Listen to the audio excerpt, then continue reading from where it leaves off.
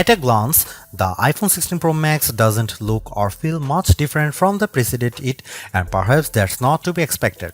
The competitive game of smartphones is now one of inches. The question is, can the small or even invisible changes add up to something big?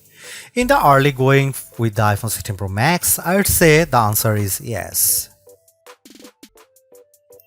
You won't need to play a game to experience this power too, like the A18 found in the iPhone 16 and iPhone 16 Plus. The A18 Pro has all the juice you need for the Apple intelligence. In my brief experience with the iPhone 16 Pro Max, this is not full-boat Apple intelligence.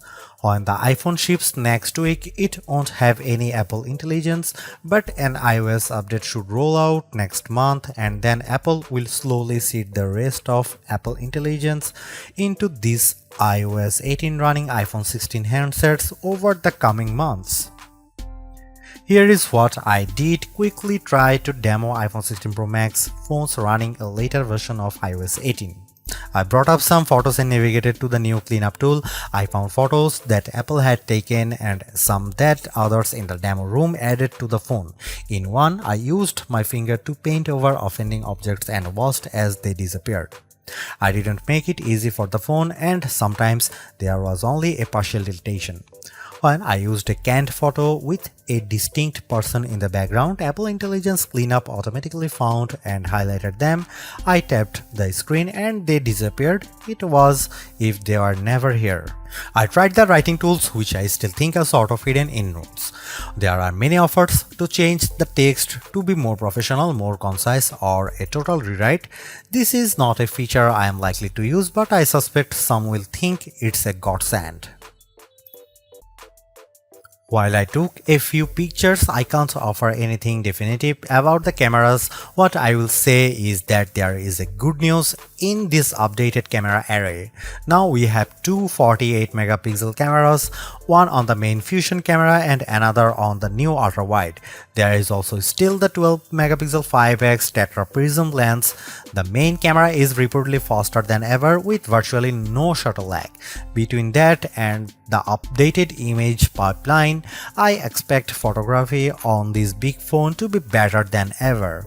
I have not tried out the new cinematic slow motion, which looks insanely cool, nor did I get a chance to try the studio grade mics. I did see the latter in action and was impressed by how the in-frame setting could cut away any sound not coming from whatever was in the frame.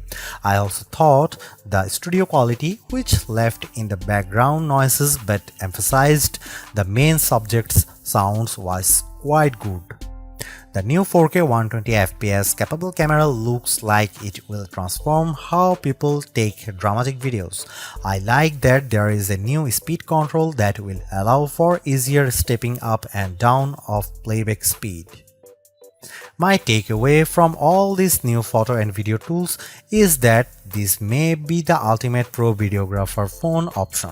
Apple, by the way, shot its entire glow time video presentation on an iPhone, and it's no wonder the iPhone 16 Pro Max is a powerful device with some serious skill. Is this the best iPhone Apple has ever made? Possibly. It will certainly claim a spot near the top of our best iPhone list and maybe even best smartphones. I will offer my definitive take when I finish my full review. Thanks for watching. See you in the next one.